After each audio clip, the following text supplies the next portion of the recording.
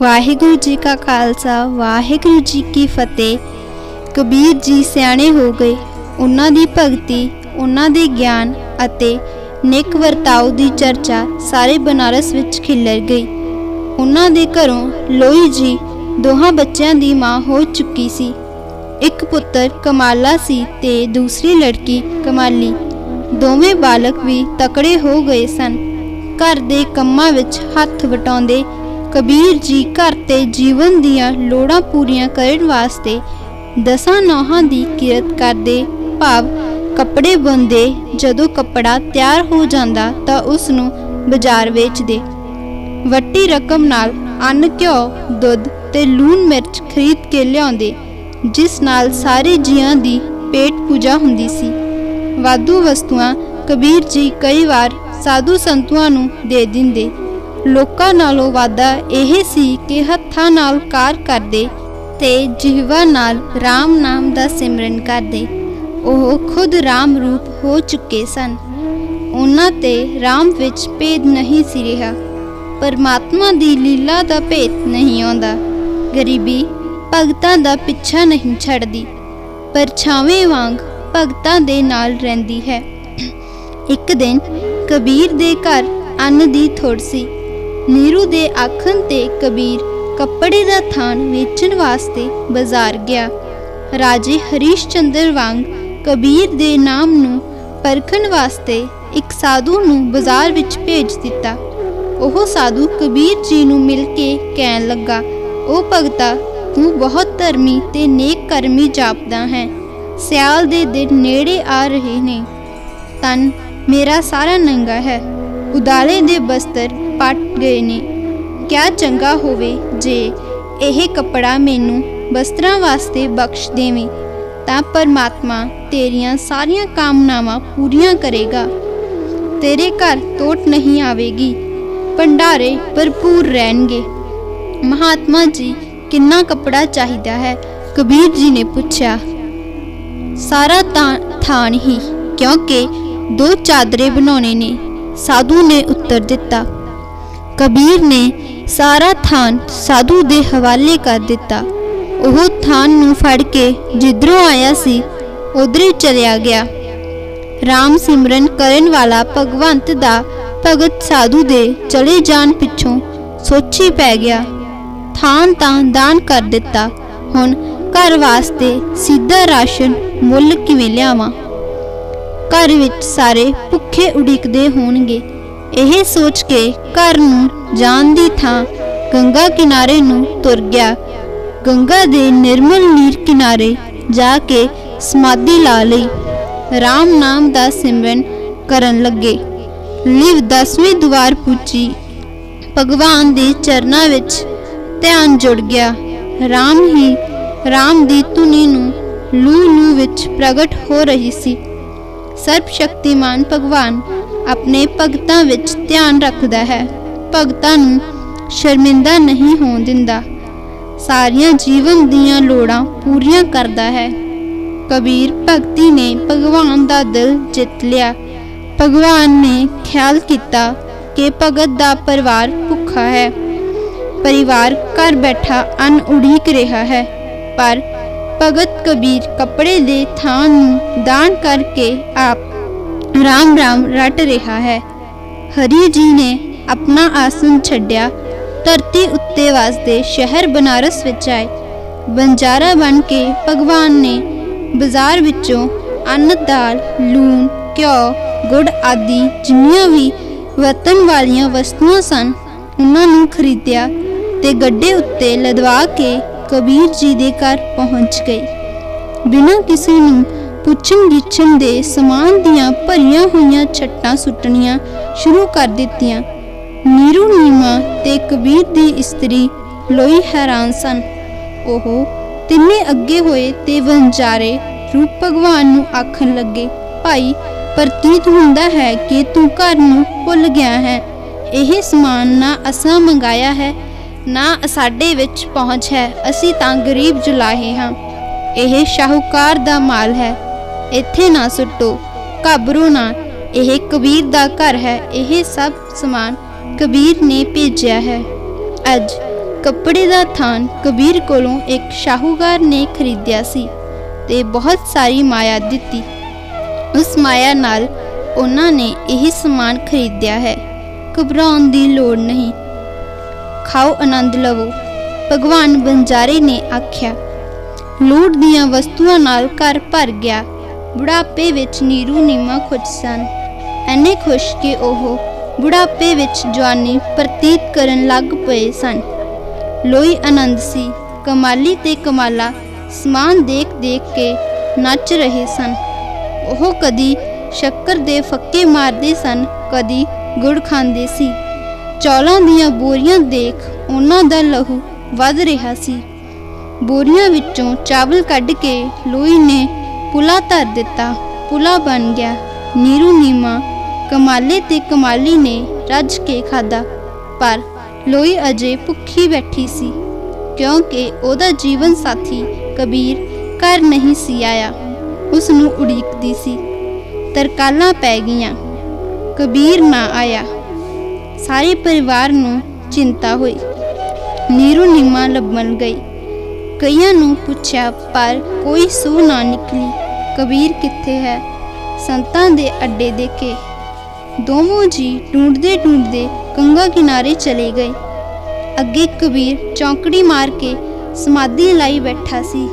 उसते चौगिरदे राम नाम दी गूंज सी। नीरू ने मोढियां तो फड़ के कबीर नूं आवाज़ दिती, कबीर पुत्तर कबीर। कबीर ने अखां खोलियां। अखां अगे हनेरा सी, रात हो चुकी सी। अपनी माँ ते बाप नूं देख के तरबक उठे। माँ बाप नूं देखते सार उन्हां नूं चेता आया कि ओह थान वेच के अन्न खरीदण आए होए हन, पर थान तां साधु नूं दे दिता है। हुण ओह की दसे कि ओह नीरू पहला ही आखण लगा, पुत्तर आप इत्थे आ बैठा ते घर दा समान खरीद के भेज दिता। समान भी इकट्ठा साल दा लिया जी। थान दे पैसे बहुत मिले सी तां सारे नहीं सन खर्चने, कुछ रख लेने सी। यह सुन के कबीर प्रसन्न हो गया।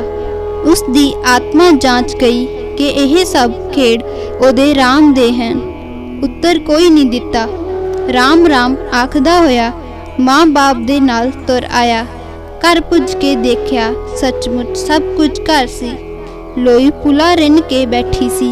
कबीर ने पुला खादा ते भगवान दा धन्नवाद किता। जदों लोई ने सीधा घर पाउण दी कथा कबीर कोलों सुनी तां ओह भी राम राम दा सिमरन करन लगी।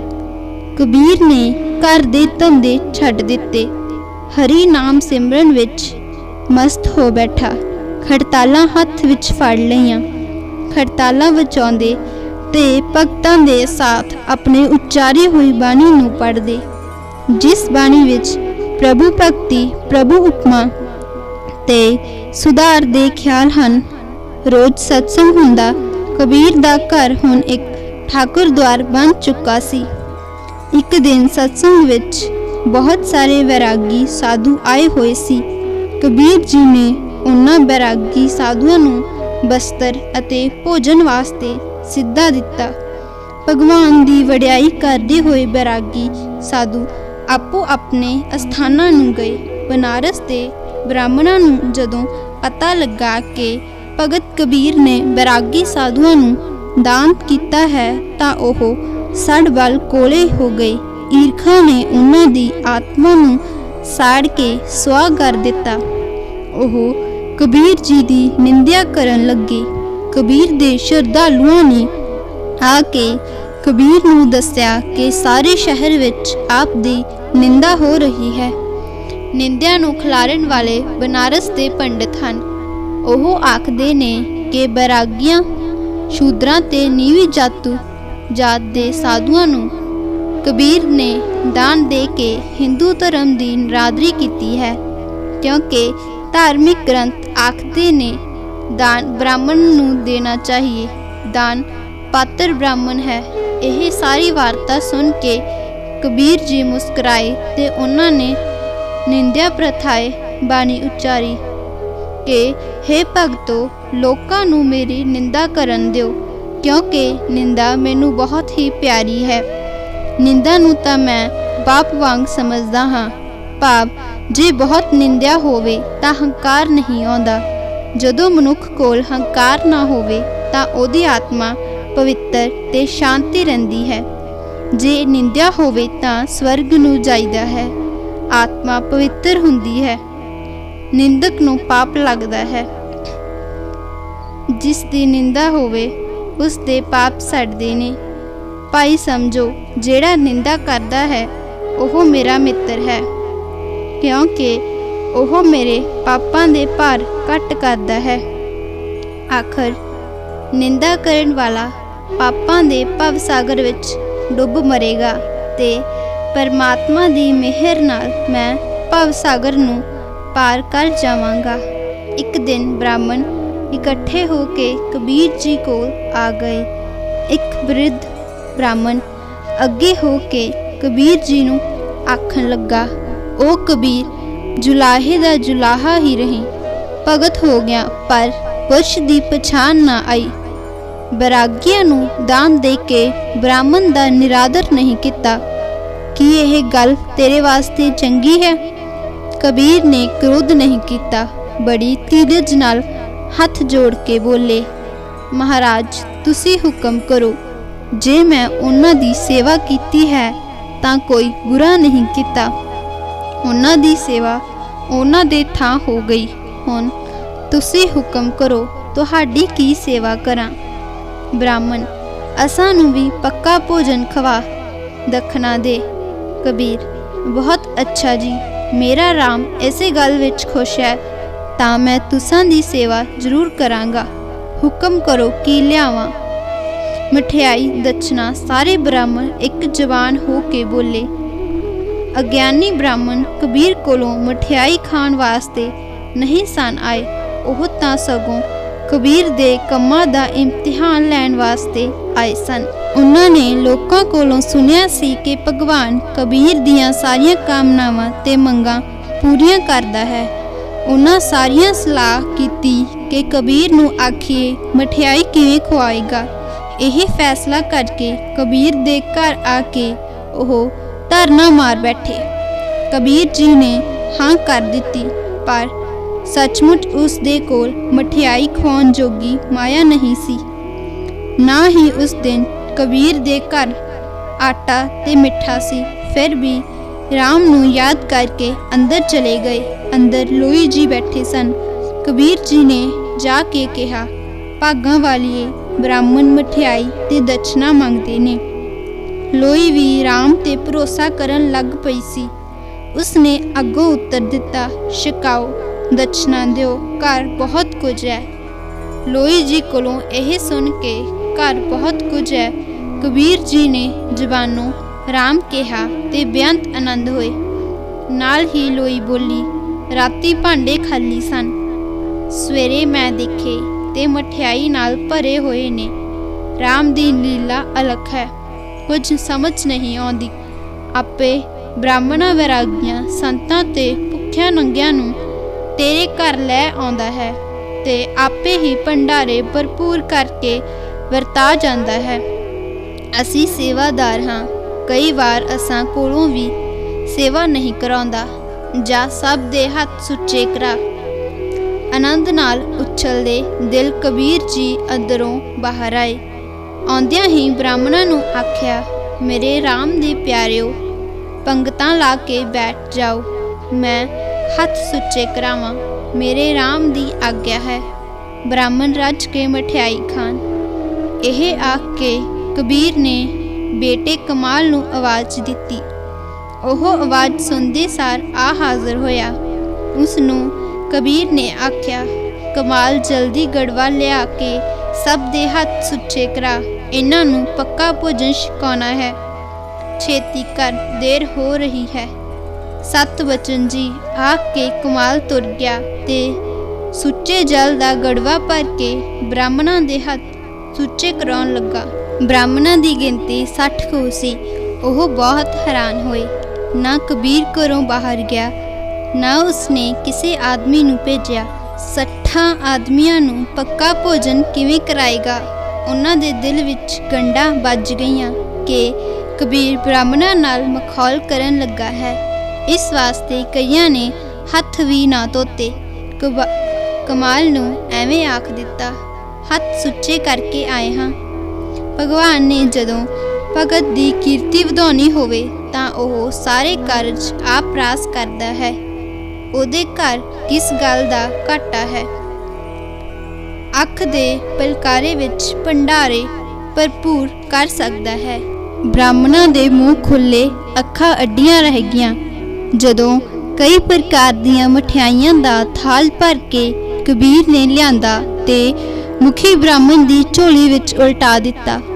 ਇਸੇ ਤਰ੍ਹਾਂ ਲੋਈ ਕਮਾਲਾ ਕਮਾਲੀ ਨੇ ਵੀ ਥਾਲਾਂ ਨੂੰ ਭਰ ਭਰ ਲਿਆਉਣਾ ਸ਼ੁਰੂ ਕਰ ਦਿੱਤਾ।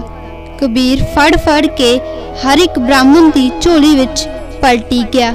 ਬ੍ਰਾਹਮਣ ਜ਼ਬਾਨੋਂ ਤਾਂ ਬੋਲ ਨਾ ਸਕਣ, ਪਰ ਅੱਖਾਂ ਨਾਲ ਇੱਕ ਦੂਜੇ ਨੂੰ ਇਸ਼ਾਰਾ ਕਰਕੇ ਪੁੱਛਣ ਦਾ ਯਤਨ ਕਰਨ ਕਿ ਭਗਵਾਨ ਦੀ ਕੀ ਮਾਇਆ ਹੈ।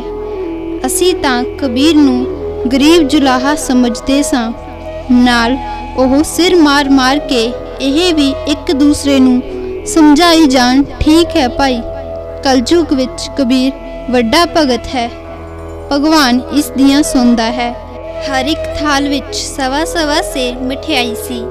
ਜਦੋਂ ਮਠਿਆਈ ਵਰਤਾਈ ਗਈ ਤਾਂ ਕਬੀਰ ਨੇ ਹੱਥ ਜੋੜ ਕੇ ਬ੍ਰਾਹਮਣਾਂ ਨੂੰ ਆਖਿਆ, ਰਾਮ ਭਗਤੋ ਛਕੋ, ਰੱਜ ਕੇ ਛਕੋ। ਜਿੰਨੀ ਮਠਿਆਈ ਹੋਰ ਚਾਹੀਦੀ ਹੋਵੇ ਹੋਰ ਮਿਲ ਜਾਵੇਗੀ। ਮੇਰਾ ਰਾਮ ਇਹੋ ਆਖਦਾ ਹੈ। ਮੂਰਖ ਬ੍ਰਾਹਮਣ ਜਗਤ ਕਰਤਾ ਹਰਤਾ ਦਾ ਅੰਤਰ ਲੈਣ ਵਾਸਤੇ ਆਏ ਸਨ। ਉਹਨਾਂ ਖਾਣਾ ਸੀ, ਉਹ ਸ਼ਰਮਿੰਦਾ ਹੋ ਗਏ। ਉਹਨਾਂ ਦੀਆਂ ਅੱਖਾਂ ਨੀਵੀਆਂ ਹੋ ਗਈਆਂ। ਗੱਡਿਆਂ ਦੇ ਗੱਡੇ ਗ੍ਰੰਥ ਪੜ੍ਹਨ ਵਾਲੇ ਤੇ ਤੋਤੇ ਦੀ ਨਿਆਈ ਵੇਦ ਮੰਤਰਾਂ ਨੂੰ ਰੱਟ ਕੇ ਪੇਟ ਪੂਜਾ ਕਰਨ ਵਾਲੇ ਗਿਆਨ ਤੇ ਭਗਵਾਨ ਤੋਂ ਕੋਰੇ ਸਨ। ਅਨਪੜ੍ਹ ਕਬੀਰ ਪਰਮਾਤਮਾ ਦੇ ਨੇੜੇ ਪੁੱਜਾ ਸੀ। ਮੁਖੀ ਬ੍ਰਾਹਮਣ ਉੱਠ ਬੈਠਾ। ਉਸਨੇ ਕਿਹਾ, ਬਸ ਕਬੀਰ, ਅਸੀਂ ਕੁਝ ਦੇਖਣ ਆਏ ਸਾਂ, ਸੋ ਦੇਖ ਲਿਆ। ਸੱਚਮੁੱਚ ਤੂੰ ਰਾਮ ਪਿਆਰਾ ਹੈ, ਅਸਾਂ ਨੂੰ ਕਿਸੇ ਚੀਜ਼ ਦੀ ਲੋੜ ਨਹੀਂ। ਮੁਖੀ ਬ੍ਰਾਹਮਣ ਦੇ ਉੱਠਣ ਤੇ ਸਾਰੇ ਬ੍ਰਾਹਮਣ ਪੰਗਤ ਵਿੱਚ ਉੱਠ ਬੈਠੇ। ਦਿਲ ਦਾ ਹਨੇਰਾ ਦੂਰ ਕਰਕੇ ਉਹ ਆਪਣੋ ਆਪਣੇ ਘਰਾਂ ਨੂੰ ਤੁਰ ਗਏ। ਸਾਰੇ ਕਾਸ਼ੀ ਨਗਰ ਵਿੱਚ ਕਬੀਰ ਦੀ ਕੀਰਤੀ ਹੋਰ ਖਿਲਰ ਗਈ। ਜਿਸ ਸਮੇਂ ਕਬੀਰ ਹੋਇਆ ਹੈ ਉਸ ਸਮੇਂ ਨੂੰ ਸਾਹਿਤਕਾਰ ਭਗਤੀ ਦਾ ਯੁੱਗ ਕਹਿੰਦੇ ਹਨ। ਤਨੰਤਰ ਸ਼ਾਹੀ ਰਾਜ ਦੇ ਸਤਾਏ ਹੋਏ ਲੋਕ ਬੇਚੈਨ ਸਨ। ਉਹ ਮਾਲੀ ਤੌਰ ਤੇ ਤੰਗ ਸਨ। ਜਦੋਂ ਮਨੁੱਖ ਦੀ ਮਾਲੀ ਹਾਲਤ ਮਾੜੀ ਹੋਵੇ ਤਾਂ ਉਹ ਦੇਵੀ ਦੇਵਤੇ ਦਾ ਜਾਂ ਰੱਬ ਦਾ ਪੁਜਾਰੀ ਹੋ ਜਾਂਦਾ ਹੈ, ਇਸ ਵਾਸਤੇ ਕਿ ਉਸ ਨੂੰ ਸੁੱਖ ਤੇ ਸ਼ਾਂਤੀ ਦੇ। ਜੇ ਰਾਜ ਰਾਹੀਂ ਪ੍ਰਾਪਤ ਨਹੀਂ ਤਾਂ ਕਿਸੇ ਕਿਸੇ ਰੱਬ ਸ਼ਕਤੀ ਰਾਹੀਂ ਹੀ ਉਹਨਾਂ ਉੱਤੇ ਮਿਹਰ ਹੋ ਜਾਵੇ। ਲੋਕ ਭਟਕਦੇ ਫਿਰਦੇ ਸਨ। ਜਿਵੇਂ ਪਿਆਸਾ ਮੁੜ ਜਲ ਵਾਲੀ ਥਾਂ ਵੱਲ ਸ਼ਰਧਾ ਨਾਲ ਦੇਖਦਾ ਹੈ, ਤਿਵੇਂ ਜਗਿਆਸੂ ਸੁਖ ਜੀਵਨ ਕਿਰਨ ਹਾਸਲ ਕਰਨ ਵਾਸਤੇ ਚਤਰਿਕ ਦੀ ਨਿਆਈ ਉਧਰ ਨੂੰ ਦੌੜਦਾ ਹੈ, ਜਿੱਧਰ ਕਿਸੇ ਰੱਬ ਦੇ ਭਗਤ ਦਾ ਡੇਰਾ ਹੁੰਦਾ ਹੈ। ਕਬੀਰ ਹੁਣ ਆਤਮਿਕ ਗਿਆਨ ਦਾ ਵਿਦਿਆਰਥੀ ਨਾ ਰਿਹਾ, ਸਗੋਂ ਪੰਡਤਾਂ ਦੀ ਤਰ੍ਹਾਂ ਕਾਸ਼ੀ ਵਿੱਚ ਬ੍ਰਹਮ ਗਿਆਨ ਦਾ ਉਸਤਾਦ ਬਣ ਗਿਆ। ਕਈ ਸ਼ਰਧਾਲੂ ਇਸ ਦੇ ਚੇਲੇ ਬਣ ਗਏ। ਹਰ ਰੋਜ਼ ਕਬੀਰ ਜੀ ਕੋਲ ਸਾਧੂ ਸੰਤਾਂ ਦੀ ਭੀੜ ਲੱਗੀ ਰਹਿੰਦੀ, ਗਿਆਨ ਚਰਚਾ ਹੁੰਦੀ ਰਹਿੰਦੀ। ਕਈਆਂ ਸਵਾਲਾਂ ਨੂੰ ਹੱਲ ਕੀਤਾ ਜਾਂਦਾ। ਜਿਸ ਵੀ ਕਿਸੇ ਜਗਿਆਸੂ ਨੂੰ ਕਬੀਰ ਜੀ ਗਿਆਨ ਕਿਰਨ ਬਖਸ਼ਦੇ, ਉਸ ਨੂੰ ਬਾਣੀ ਰਾਹੀਂ ਬਖਸ਼ਦੇ। ਇਸ ਕਰਕੇ ਕਬੀਰ ਦੀ ਬਹੁਤ ਸਾਰੀ ਬਾਣੀ ਜੋ ਜੀਵਨ ਉਲਝਣਾਂ ਤੇ ਅਟਕਾਂ ਨੂੰ ਦੂਰ ਕਰਨ ਦਾ ਢੰਗ ਦੱਸਦੀ ਹੈ, ਕਬੀਰ ਦੀ ਬਾਣੀ ਹਨੇਰੇ ਵਿੱਚ ਚਾਨਣ ਕਰਦੀ ਹੈ, ਜੀਵਨ ਬਖਸ਼ਦੀ ਹੈ, ਮੁਰਦਾ ਰੂਹਾਂ ਨੂੰ ਉਮਾ ਤੇ ਬਲ ਬਖਸ਼ਦੀ ਹੈ। ਇੱਕ ਦਿਨ ਦੋ ਜਗਿਆਸੂ ਆਏ। ਉਹਨਾਂ ਦੇ ਹਿਰਦੇ ਵਿੱਚ ਸੰਸਾਰ ਦੀਆਂ ਗੰਢਾਂ ਸਨ। ਉਹਨਾਂ ਨੇ ਕਬੀਰ ਜੀ ਅੱਗੇ ਸਵਾਲ ਕੀਤਾ, ਗੁਰੂ ਜੀ, ਇਹ ਦੱਸੀਏ ਕਿ ਮਨੁੱਖ ਦਾ ਇਸ ਜਗਤ ਨਾਲ ਕੀ ਸੰਬੰਧ ਹੈ? ਜੀਵ ਨੂੰ ਕਲਯੁਗ ਵਿੱਚ ਕੀ ਕਰਨਾ ਚਾਹੀਦਾ ਹੈ? ਜੀਵ ਜਮਾਂ ਦੇ ਡੰਡ ਤੋਂ ਕਿਵੇਂ ਬਚੇ? ਇਹ ਮਾਰਗ ਬਤਾਈਏ। ਕਬੀਰ ਜੀ ਨੇ ਜਗਿਆਸੂਆਂ ਨੂੰ ਇਉਂ ਇੱਤਰ ਦਿੱਤਾ ਕਿ ਉਹ ਭਾਈ ਜਨੋ, ਜੋ ਇਹ ਸੰਸਾਰ ਦੇਖਦੇ, ਜੇ ਇਸ ਵਿੱਚ ਕਿੰਨੇ ਜੀਵ, ਪਸ਼ੂ ਪੰਛੀ, ਮਨੁੱਖ, ਇਹ ਸਦਾ ਨਹੀਂ ਰਹਿਣਗੇ, ਆਉਂਦੇ ਤੇ ਤੁਰਦੇ ਜਾਂਦੇ ਹਨ। ਕਿ ਰਾਜਾ ਕੀ ਕੰਗਾਲ ਮੌਤ ਦਾ ਭਾਰੀ ਹੱਥ ਸਾਰਿਆਂ ਦੇ ਦਿਲਾਂ ਦੀ ਧੜਕਣ ਨੂੰ ਬੰਦ ਕਰ ਦਿੰਦਾ ਹੈ। ਇਸ ਸੰਸਾਰ ਵਿੱਚ ਜੀਵ ਨੂੰ ਸਿੱਧੇ ਰਾਹ ਚੱਲਣਾ ਚਾਹੀਦਾ ਹੈ ਤਾਂ ਕਿ ਜੰਮ ਦਾ ਧੱਕਾ ਨਾ ਲੱਗੇ। ਸਿੱਧੇ ਰਾਹ ਤੋਂ ਭਾਵ ਹੈ ਜੀਵਨ ਨੂੰ ਚੰਗਾ ਬਣਾਉਣ ਵਾਸਤੇ ਗੁਰੂ ਜਾਂ ਕੋਈ ਮਹਾਂਪੁਰਸ਼ ਉਪਦੇਸ਼ ਕਰਦਾ ਹੈ, ਸੋ ਉਹਦੇ ਉਪਦੇਸ਼ਾਂ ਉੱਤੇ ਅਮਲ ਕਰਨਾ, ਗਿਆਨ ਸੁਣਨ ਜਾਂ ਚੇਤੇ ਕਰਨ ਨਾਲ ਜੀਵ ਆਤਮਾ ਮੁਕਤ ਨਹੀਂ ਹੁੰਦੀ। ਗਿਆਨ ਨੂੰ ਸੁਣ ਅਮਲ ਵਿੱਚ ਲਿਆਉਣਾ ਜ਼ਰੂਰੀ ਹੈ। ਹੇ ਰਾਮ ਜਨੋ, ਬਾਲ, ਬੁੱਢੇ, ਜਵਾਨ ਸਾਰਿਆਂ ਨੂੰ ਜਮ ਨੇ ਲੈ ਜਾਣਾ ਹੈ। ਮਨੁੱਖ ਚੂਹੇ ਦੀ ਨਿਆਈ ਹੈ ਅਤੇ ਹੋਣੀ ਮੌਤ ਬਿੱਲੀ ਦੀ ਨਿਆਈ। ਚੂਹੇ ਮਨੁੱਖ ਨੂੰ ਹੋਣੀ ਰੂਪ ਬਿੱਲੀ ਖਾਈ ਜਾਂਦੀ ਹੈ। ਪਰਮਾਤਮਾ ਨੇ ਇਹ ਬਿੱਲੀ ਵਾਸਤੇ ਛੱਡੀ ਹੈ ਕਿ ਸੰਸਾਰ ਵਿੱਚ ਇਕੱਠਾ ਨਾ ਹੋ ਜਾਵੇ। ਪਿੱਪਲ ਦੇ ਪੱਤਿਆਂ ਵਾਂਗ ਪੁਰਾਣੇ ਪੱਤੇ ਸੁੱਕ ਕੇ ਝੜ ਜਾਂਦੇ ਹਨ, ਉਹਨਾਂ ਦੀ ਥਾਂ ਨਵੇਂ ਫੁੱਟ ਪੈਂਦੇ ਹਨ। ਤੇ ਮਰਨਾ ਸੱਚ ਹੈ, ਜਿਉਣਾ ਝੂਠ ਹੈ। ਉਹ ਪਰਮਾਤਮਾ ਇਸ ਗੱਲੋਂ ਬਹੁਤ ਵੱਡਾ ਹੈ। ਉਹ ਕਿਸੇ ਨਾਲ ਲਿਹਾਜ਼ ਨਹੀਂ ਕਰਦਾ। ਅਮੀਰ ਤੇ ਗਰੀਬ ਨੂੰ ਇੱਕੋ ਅੱਖ ਨਾਲ ਵੇਖਦਾ ਹੈ। ਉਸ ਨੂੰ ਕਿਸੇ ਦੀ ਮੁਛੰਦਗੀ ਨਹੀਂ। ਉਹ ਰਾਜੇ ਤੇ ਪ੍ਰਜਾ ਦੇ ਮਨੁੱਖਾਂ ਨੂੰ ਇੱਕੋ ਸਮਾਨ ਮਾਰਦਾ ਹੈ। ਇਹ ਕਾਲ ਮੌਤ ਦੀ ਵਡਿਆਈ ਹੈ, ਭਾਵ ਕਿ ਭੂਮੀਏ, ਰਾਜੇ, ਸੈਨਿਕ, ਧਨਾੜ, ਕੰਗਾਲ, ਅਨਪੜ੍ਹ ਤੇ ਪੜ੍ਹੇ ਲਿਖੇ ਸਭ ਨੇ ਜ਼ਰੂਰ ਮਰਨਾ ਹੈ। ਸੋ ਜਗਿਆਸੂਓ, ਮੌਤ ਨੂੰ ਅਟੱਲ ਸਮਝੋ। ਹੇ ਭਾਈ ਰਾਮ ਜਨੋ, ਕਬੀਰ ਜੀ ਬੋਲੇ, ਪਰ ਆਮ ਲੋਕਾਂ ਨਾਲੋਂ ਹਰੀ ਦੇ ਸੰਤਾਂ, ਹਰੀ ਭਗਤਾਂ ਦੀ ਮੌਤ ਦਾ ਫਰਕ ਹੈ। ਦੁਨੀਆ ਦੀ ਨਿਗਾਹ ਵਿੱਚ ਭਗਤ ਵੀ ਨਰਦੇ ਹਨ। ਦੁਨੀਆ ਸੰਤਾਂ ਭਗਤਾਂ ਦੀਆਂ ਪੰਜ ਭੂਤਕ ਦੇਹਾਂ ਨੂੰ ਚੁੱਕ ਕੇ ਸ਼ਮਸ਼ਾਨ ਭੂਮੀ ਵਿੱਚ ਲਿਜਾ ਕੇ ਅਗਨ ਭੇਟ ਕਰਦੀ ਹੈ, ਪਰ ਹਰੀ ਕੇ ਸੰਤ ਨਹੀਂ ਮਰਦੇ, ਇਹ ਅਮਰ ਹੋ ਜਾਂਦੇ ਹਨ। ਪੰਜ ਤੱਤਾਂ ਦੇ ਸਰੀਰ ਨੂੰ ਜ਼ਰੂਰ ਬਦਲਦੇ ਨੇ, ਆਵਾਗਾਉਣ ਦੇ ਝੰਜਟ ਤੋਂ ਛੁਟਕਾਰਾ ਪਾ ਲੈਂਦੇ ਹਨ, ਕਿਉਂਕਿ ਪਾਰ ਬ੍ਰਹਮ ਦੀ ਸ਼ਰਨ ਲੱਗੇ ਹੋਏ ਨੇ। ਜੋ ਰਾਮ ਭਗਤ ਹਨ, ਉਹਨਾਂ ਨੂੰ ਮੌਤ ਕੋਲੋਂ ਭੈ ਨਹੀਂ ਆਉਂਦਾ। ਉਹ ਤਾਂ ਸਗੋਂ ਮੌਤ ਨੂੰ ਸੱਦਦੇ ਹਨ, ਕਿਉਂਕਿ ਮਰਨ ਤੋਂ ਬਿਨਾਂ ਜੀਵ ਪਰਮਾਤਮਾ ਨੂੰ ਨਹੀਂ ਮਿਲਦਾ। ਸੋ ਰਾਮ ਜਨੋ, ਰਾਮ ਦਾ ਨਾਮ ਸਿਮਰਨ ਕਰੋ, ਫਿਰ ਮੌਤ ਦਾ ਭੈ ਨਹੀਂ ਰਹੇਗਾ। ਤੁਸੀਂ ਮੌਤ ਨੂੰ ਆਵਾਜ਼ਾਂ ਮਾਰੋਗੇ, ਪਰ ਤੁਸਾਂ ਦੇ ਨੇੜੇ ਨਹੀਂ ਆਏਗੀ। ਹੇ ਰਾਮ ਜਨੋ, ਧੀਆਂ, ਪੁੱਤਰਾਂ, ਇਸਤਰੀਆਂ, ਮਾਇਆ ਸਭ ਨੂੰ ਜੀਵ ਨੇ ਛੱਡ ਜਾਣਾ ਹੈ। ਜੇ ਜਿਉਂਦੇ ਜੀ ਹੀ ਇਹਨਾਂ ਵੱਲੋਂ ਮੋਹ ਘਟਾ ਕੇ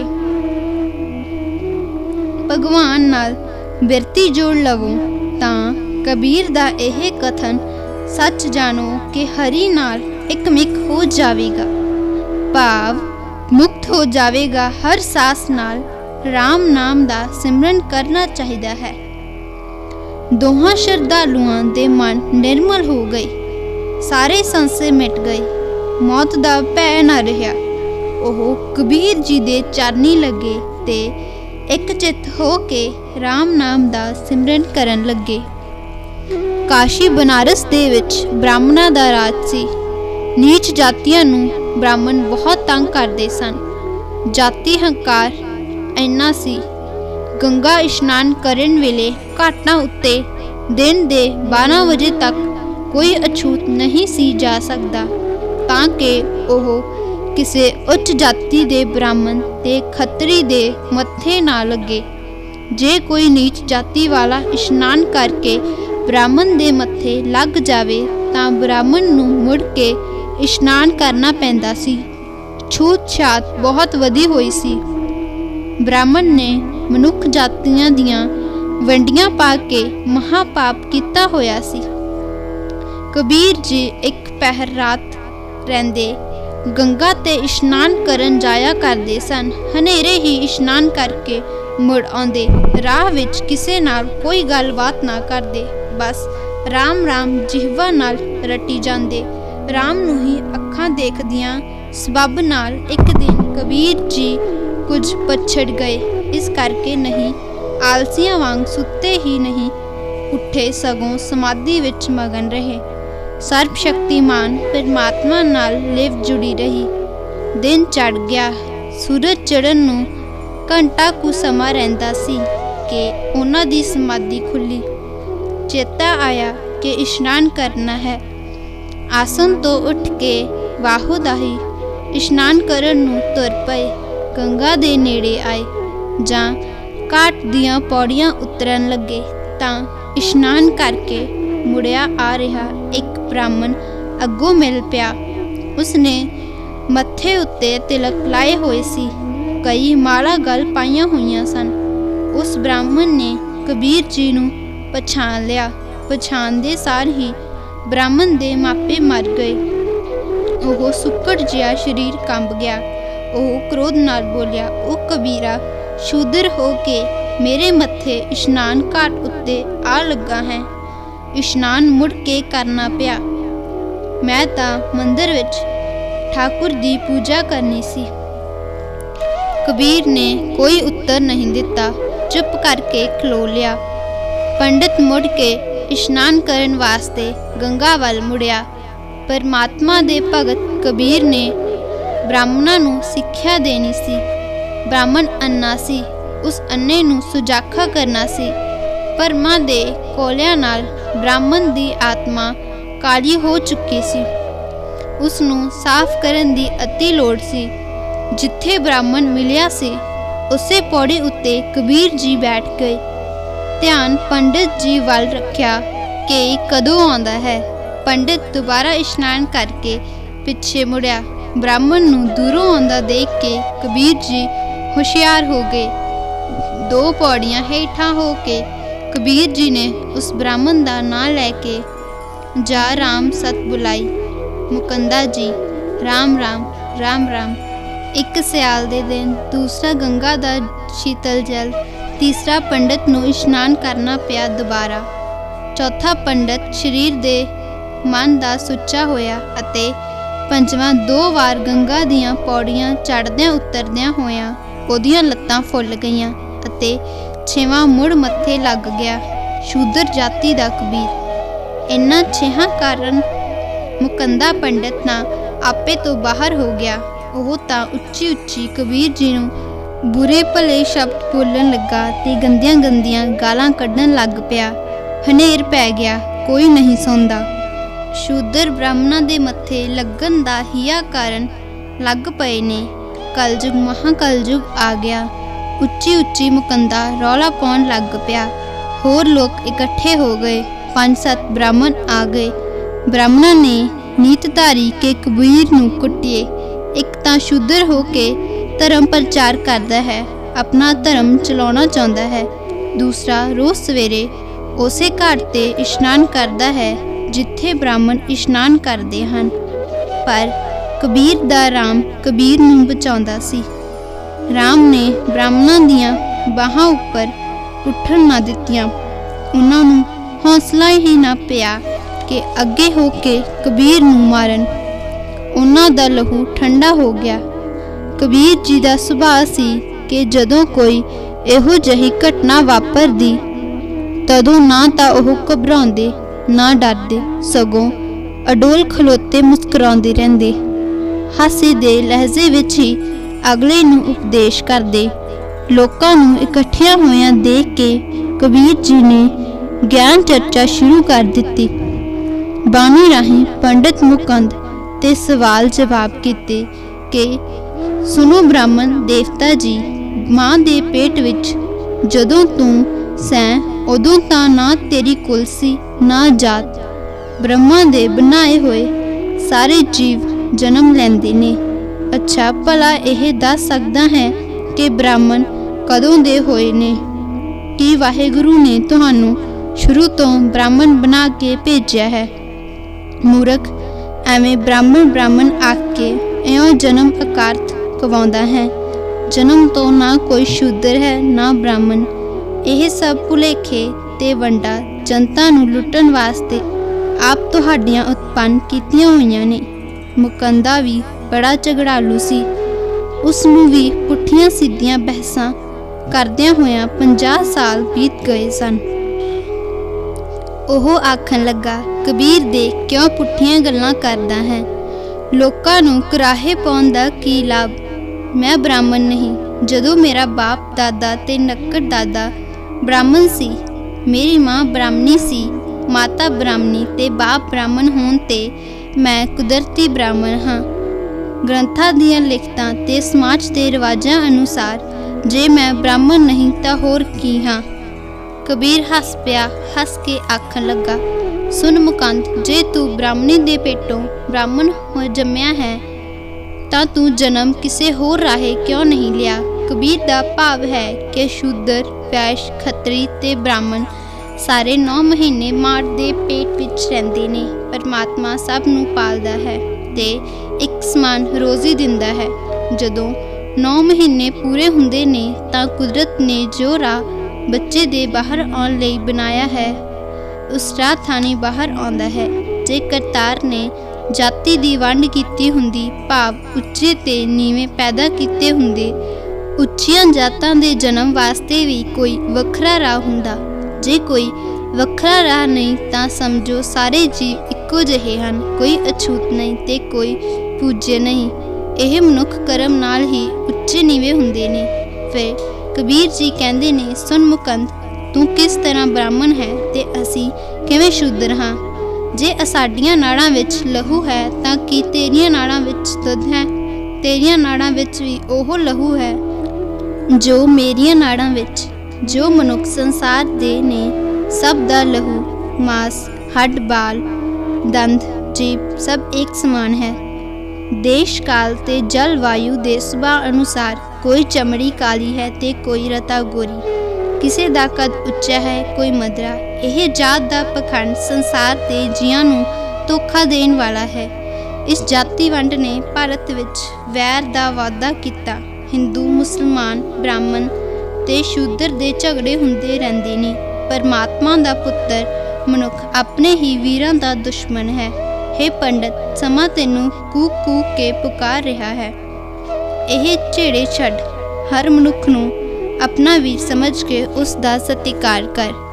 कबीर जी आखदे ने, जेड़ा परमात्मा दी विचार करदा रब्बी ज्ञान दा ज्ञानी है, असां दे मत विच उस नूं ब्राह्मण आखदे ने।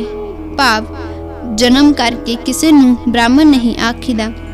जिड़ विद्या पढ़ के ब्रह्मा वाहिगुरू नूं जाने, उस दा सिमरन करो। वाहिगुरू दी साजी सृष्टि दे जीवां नाल प्यार करो। असल विच ओह ब्राह्मण है। छूत छात नूं मन्नण वाले, नुक्ता नाल घिरना करन वाले पंडित यह ब्राह्मण नहीं पेखी हन। कबीर दे इन्हां बचनां दा उत्तर पंडित कोल कोई नहीं सी। ओह तां जन्म दा ब्राह्मण सी। निरा मुकंद पंडित कोल ही नहीं सगों कोई संसार दा पुरुष इस अटल सच्चाई दे उल्ट कोई दलील नहीं दे सकदा। जातां, गोतां, कुलां ते मतां दा करता मनुख है, परमात्मा नहीं। सच्चाई नूं सुन के बनारस दे ब्राह्मण पिट उठे, क्योंकि जो हनेरे दी चादर तान के ओह भोले भाले गृहस्थियां नूं लुट रहे सन, उस काली चादर नूं कबीर जी लीरू लीरू कर रहे सन। ओह सारे भुलेखे दूर करके करोड़ां मनुखां दा पुनर जन्म करना चाहते सन। हिंदुआं दे गढ़ काशी विच कबीर दी महान दलेरी सी कि दलित जातियां नूं उच्चता ते समानता दिवाउण वास्ते नारा लाया।